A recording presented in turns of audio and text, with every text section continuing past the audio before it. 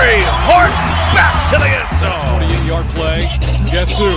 Body up the middle, making another move to the outside. 15, 10, end zone again. Keeps it. Nice move by Brown. He's got space. He's got 6. 35-yard touchdown for Byron Brown. A record-setting night for the South Florida quarterback. Down so far, a little bit of a high snap. Genty right up the middle. Genty has room. Ashton Genty, give him 6. Second and long. Lagar tries to pin it in. Rose, it does. Rose stays up. The Suns offense 4-3 wheels. Incredible effort for Rose. The G5 Hive. All G5, all the time. How can we get more people interested? Here we are, deep diving into the G5 college football landscapes. We've been growing like crazy with followers on X, YouTube subscribers. Speaking of which, if you are watching us on YouTube, please hit that like and subscribe button. And if you're watching us on X, please give a follow and like and retweet. And if you're listening to us in podcast form, please rate and review. All right, let's get into our week 0 preview for our G5 games. So we've got Montana State versus New Mexico.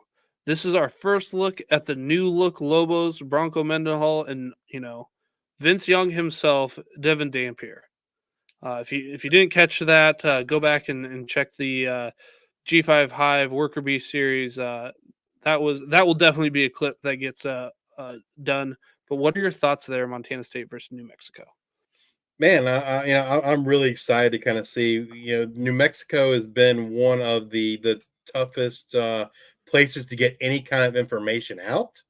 We interviewed the Pit Press. They got media credentials, and he talked about it in that Worker Bee interview. I mean, we just released that, I don't know, like 2 weeks ago, and he talked about how hard it is to get information. It's just kind of like it's like Fort Knox, and so I believe it's the Death Star.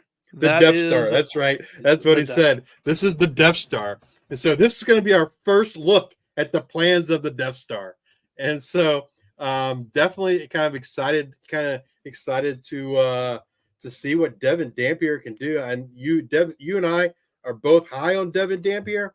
I think the key for New Mexico this season is going to be the offensive line, right? They lost every single starter from a year ago. They brought in a ton of transfers on that offensive line, and it's how that offensive line plays is going to dictate how I think New Mexico plays. They have some talent at the skill positions. In addition to Dampier, they got Eli Sanders at running back, Luke Wysong and Medford there at wide receiver. And then at tight end, I think it's Trace Bruckler. And so I think they have the pieces there on offense. It's going to be that offensive line. Can the offensive line hold up? And this is a great warm-up game, right? Montana State is no slouch in the FCS.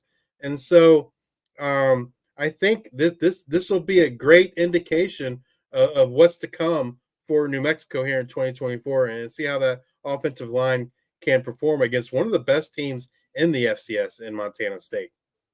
So Montana State is a favorite, I think, by a touchdown and a half at New Mexico. Yeah. I think I'm going to take the points in New Mexico to cover. But I'm going to take Montana State over New Mexico in week 0. What about you, Justice? Oh man, it's a tough one. I think I'd probably pick New Mexico to cover. I don't know that they're going to win, but okay. I don't know. So along the same lines as me, I got some news. Okay. This just broke. Washington State, and is Washington State G5? We didn't interview them. They don't think they're G5. They play Mountain West scheduled. Washington State has named John Mateer as their starting quarterback for the 2024 season. So I know a lot of people were worried about that, curious about that. That comes out, moments ago. Yeah, it's again, like New Mexico, Washington State, and Oregon State are kind of like two weird ones, right? And we didn't really know how to approach it this year. Our personal opinion is they are G5, but I think if you ask them and their fan bases, they will vehemently disagree with us. It'll sort itself out over the next 2 years. They have 2 years to kind of try and fix the Pac-12, but even if they fix the Pac-12, it doesn't mean that they're going to be a power conference. My prediction is it's going to be G5 no matter what they do. But we'll kind of let that play out. But yeah, I don't know. Like, I think that's kind of what most folks expected. By all accounts, neither quarterback has like really been great per se. I guess maybe Mateer's had some great days, whereas maybe Eckhouse has just kind of had some okay or good days. But they both had times where they both looked really bad based on practice reports. And so, as my good friend Chris K often says, it might be a case of who is the tallest midget, right?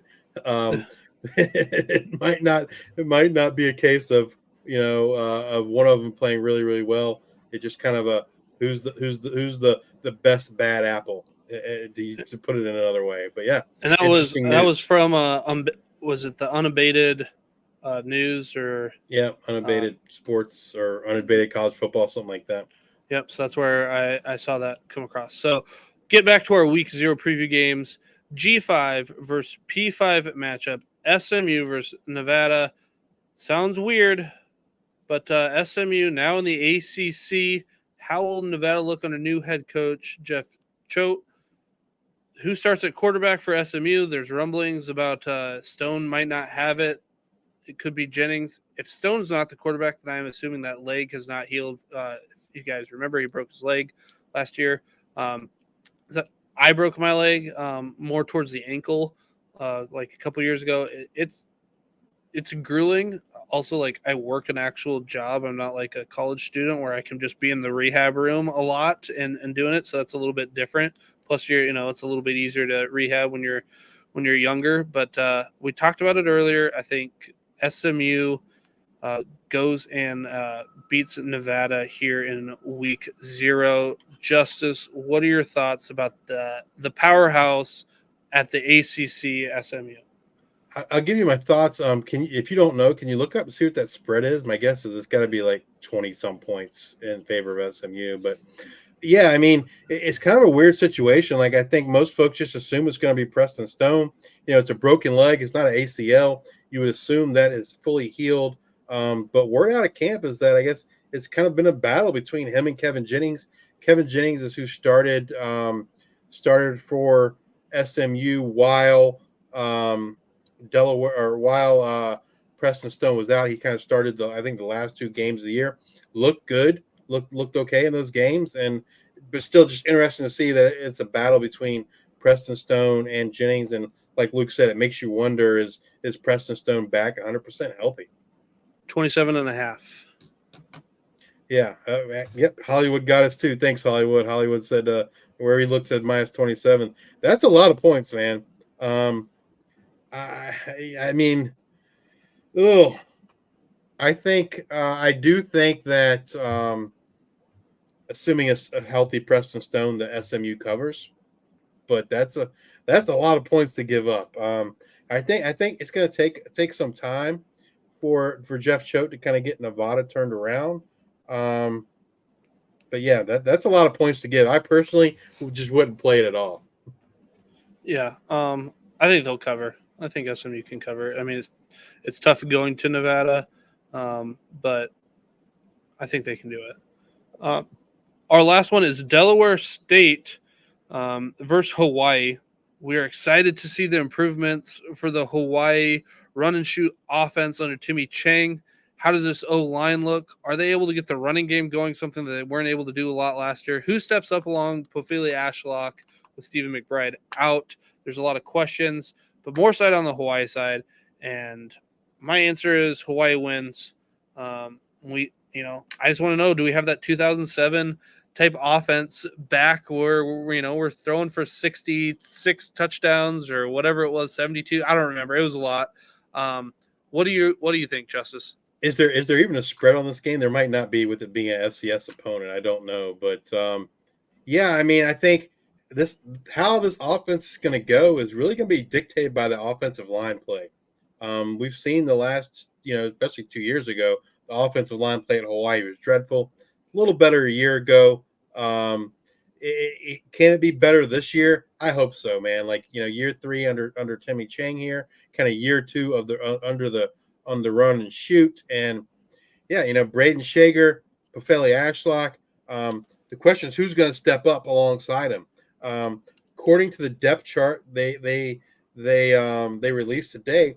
Mild surprise, Luke and I had talked with Brian McGinnis, and he gave us some names to watch out for, I guess, at wide receiver after McBride, but that wasn't he wasn't on top of the depth chart there. Alex Perry, who Brian also talked about, was Brian's breakout player of the year. Yep. When we interviewed him back in January now, right? Early February it was, right after Hawaii spring practice. Alex Perry is one of the starters. He looks to be the kind of the guy that's starting in the Stephen McBride role. Jonah Pinoque is the other outside receiver there, kind of joining Ashlock, who's in the slot. So yeah, I'm really excited to kind of see, like, again, like you said, what this offense looks like here in 2024 with this run and shoot. Can we get back to those Timmy Chang like passing numbers with Braden Shager and the receivers there? All right. Looks like Hollywood says that the spread was 38. I found 38.5. So yeah, that's a big number. I think Hawaii can do it. It's at Hawaii. Yeah, absolutely. Hawaii can cover. Again, it's a huge spread. I'm probably not betting on it, but if I had to, I'm going to pick Hawaii. And Billy mentions that Delaware is moving up. Yep, they are. They're playing. Hawaii's playing Delaware State, but the Delaware Blue Hens are moving up to the FBS next year, joining the Conference USA along with the Missouri State Bears. Is that right, Luke? I think those are the two that are moving up. Missouri State and Delaware moving up to join Conference USA. And yeah, absolutely, Billy. You gotta love a team named the Blue Hens. They wear helmets like Michigan, except their color isn't like a navy blue or a maize blue, as Michigan would call it. It's more of like a royal blue, but they wear those winged helmets just like Michigan. Delaware has a great history in the FBS. I got to see them play Old Dominion many times, and Joe Flacco's from Delaware, so I'm excited to kind of see Delaware moving up from the CAA to Conference USA and to the FBS, and I'm looking forward maybe to some possible matchups against Old Dominion in the future. Now that they are in the FBS, make for a short road trip between Norfolk and Delaware. So definitely looking forward to Delaware moving up to Conference USA there in 2025. We appreciate the support that we got over here in the offseason. 2024 is coming on. Come back and join us next week as we discuss what happened in week 0. And we look forward to a full slate of G5 games for week 1 in 2024 season. And as always, bring you up to date on all the latest news and the happenings in the world of the G5 college football. If you're watching us on YouTube, please hit that like and subscribe button. If you're watching us on X, please give us a follow, a like, a retweet. And if you're listening to us on Apple Podcasts, Spotify, please subscribe. Leave those 5-star ratings and review. Thank you all for your support. Until the next time, we are the G5 Hive.